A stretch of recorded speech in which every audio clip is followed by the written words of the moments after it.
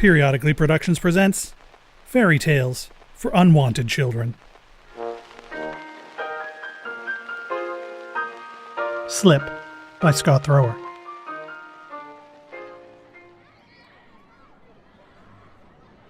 Once there was a thief who could flit between the revelers of a county fair with such speed and finesse that she'd be gone before the first man found his purse was empty. That's me. I could stroll past the tables of cookies and sweets and come out the other side so heavy with meringues and tarts that I'd be fed and fat for a week and still manage to have a cash box hidden beneath my vest. It was said that I could steal your coins while you stared at them, and you'd still never realize they were gone until I was too. And it was true. Spring was good for me, but summer was better. In winter months it was a challenge. The festivals were rarer and the farers were few, and each penny I grabbed involved slipping through a labyrinth of layers in search of a muted jingle hidden somewhere on a stranger's person. But when the crops were growing and the sun beat down, clothing was scant and everything was easy. I could steal until my pockets were so heavy that my belt creaked, before wandering off to a quiet corner to count my prizes. Those prizes could be anything, because people are crazy and they hide their crazy where no one can see, like their pockets. They wear rings around their necks and carry baby teeth for luck, which clearly doesn't work when I'm around. I've spread out mementos and charms, emptied pouches of sand, and silver alcohol flasks filled with nothing but water. Once I stole from a pickpocket and found that the only thing he collected were handkerchiefs, every color of the rainbow, and they meant something to him, so I put them back before he knew they'd been lost. But I couldn't always be so generous, because I stole to live, and there's no point in living if you don't thrive. No point in being the best if you go wanting. I'd grown up wanting, and it didn't suit me. So I wanted for nothing except maybe a challenge.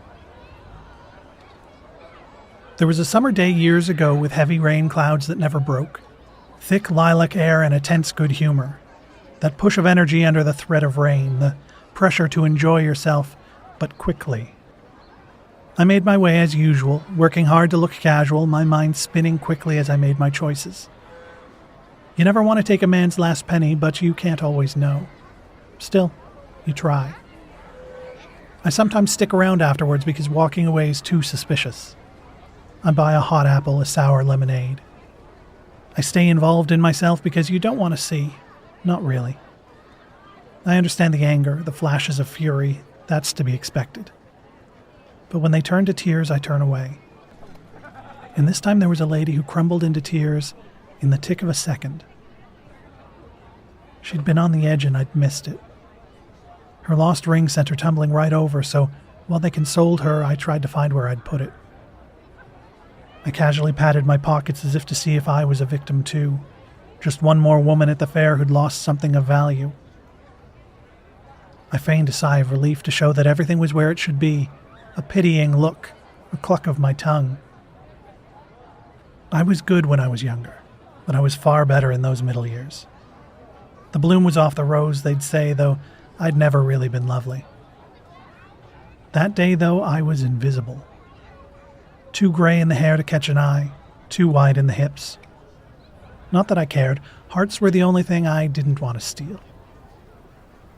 My hair could brush out, I could dress a little better. But invisible is what I wanted, and fate had provided it.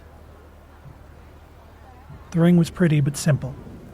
A copper band with a dent of a heart, some scratching within that had long since worn out, a name at some point but no longer.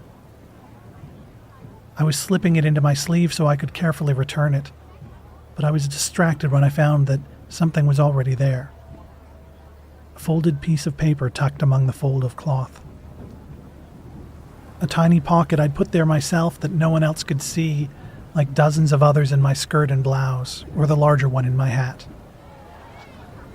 Already I'd forgotten the woman in the ring, which was now on my finger. There'd been no slip of paper when the day began. Of that I was quite sure. A professional is only as good as their tools, and my tools were my hands, my plainness, and the clothing I wore. The hidden warren of pockets that made things possible and silenced the chitter of all manner of finds. I turned from the crowd and walked away, deaf to the crying that would usually haunt me. not caring who might see me leave, entranced by the paper that said one thing and one thing only: my name.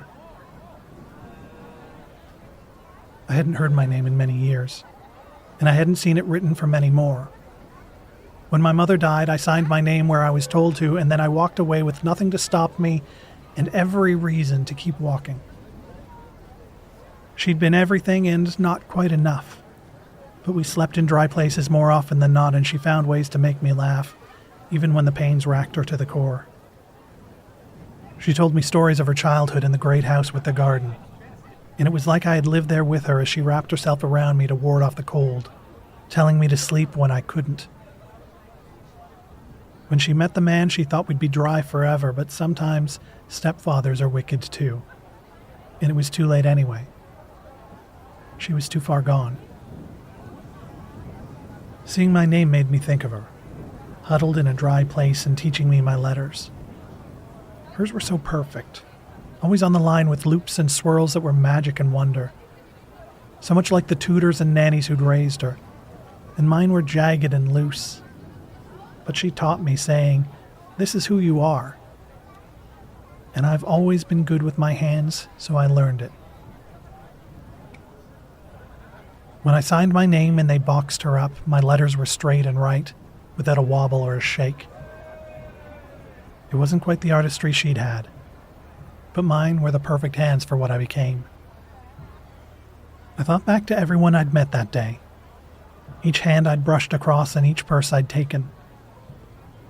If I was close to them, they'd been close to me, and I racked my mind for any strangeness, anyone who looked at me while I was so carefully looking away. As I reached the edge of the fair, I was startled by the distant thunder, the call of the storm that would never come, and I turned around. Whoever gave me the slip of paper wasn't out there. They were at that fair, and if I left, I might never find out who knew my name after I'd lived for so many years without one. Already the spark was lit. When one person realizes I've had them, others figure it out too. They pat their purses and find them gone. They check their hands and see the pale slice where a ring had been. It sparks and spreads, and the day is gone. The casual fun of being out and about with the people you know who are so different when the tents are up, it's over. When I walked back in, I saw the faces of the hurt, the angry, and the plentiful faces of the relieved. Now they were looking for strangers, and so was I. Soon they'd look for the familiar too, the ones they'd always suspected. The boys who'd grown up breaking windows and chasing cats. The girls who looked angry in church as if the niceties had passed them by. They don't look for me. You can't look for the invisible. At that time, I could have been someone's mother, maybe a grandmother in just the right light. I could help someone search for a diamond ring and then slip away with the wedding band too. But when they laid down to sleep that night, they wouldn't think about me. And that's their problem. So for the next hour, I helped people look while staring into their eyes, feigning a search for rings while seeking recognition. Someone there knew me and wanted me to know, so I hunted them, looking for a traveler, someone out of place. And when that turned up nothing, I looked for the invisible. I looked for the children in worn-out shirts with no parents around, for the untidy men who lived quietly alone, and women like me who preferred not to be seen or dreaded it, as the case may be. I looked for the ones who were looking back. But as the anger passed and the tears dried away, as people went home and the tents started to come down, no one ever did. No one ever does. The last hint of summer sun was falling into the mountains, and the heaviness of rain remained. My feet have always worn out before I do. They were nimble when needed, but by then they'd seen a lot of roads and a lot of wear. Already the earlier thefts were a story, a "can you imagine" moment, passed around as trunks were packed and ropes were coiled. It would be trotted out time and again, and next year it would come back. Did they ever catch the man, they'd ask, as they unpacked these very same trunks on the very same spots. Thieves go free every day of the week, but the good ones get remembered. And sometimes we listen to our stories told back to us. Can you imagine, we say, as we help ourselves to your treasures.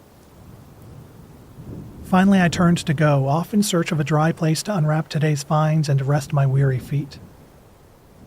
The next day there was a parade just 3 towns over, and there were some people I needed to see to lighten my load before then. Cash was useful, but trinkets slowed me down, and there was always a market for trinkets.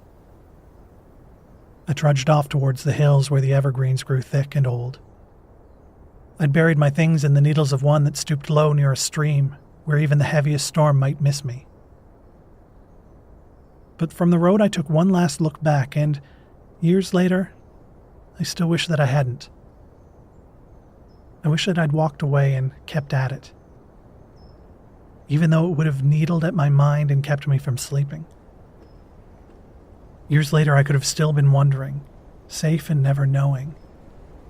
But as I climbed the path away, I caught sight of the ring on my finger, and one last time I looked back to see if I could see her, the woman who'd cried so easily. Perhaps, I thought, I might return it still so that one less thing would haunt me.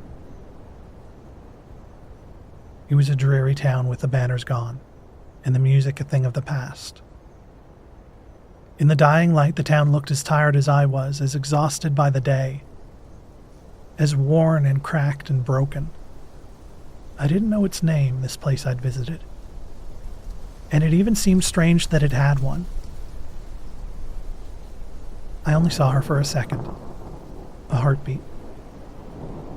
A flash of there and then nothing, standing in the street so far away, but looking at me. That bent, time-battered shape of my mother. There for a moment, and then invisible. Gone as if she'd never been, forgotten by everyone but me. Looking at me the way no one ever did. No one since her.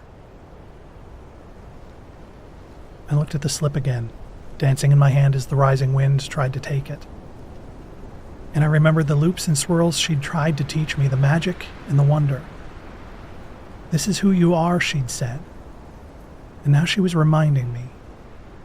The daughter of a woman who'd loved me, who'd kept me safe and dry until the day she no longer could. This is who I was. I stood very still and then fell back just a step. I patted my cheeks as if to awaken myself and stayed in silence for a long moment, thinking. And I hope she took some peace from that. I hope she found some rest, having made her daughter think things through, made me repent and change my ways for however many years remained, found the straight and narrow she wanted for me, a new woman, redeemed. When she didn't return, I walked away and never saw her again. In truth, I did miss a great deal of sleep, thinking of this woman who loved me, still wished for me the best. And in the years thereafter, I have thought of her time and time again, remembering the way she looked at me. I still wonder what path she saw for me those many years ago. But the one I took led to a parade 3 towns over.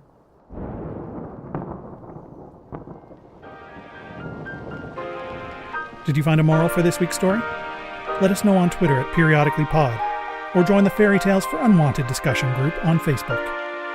For more fairy tales for unwanted children, join us at unwantedchildren.ca.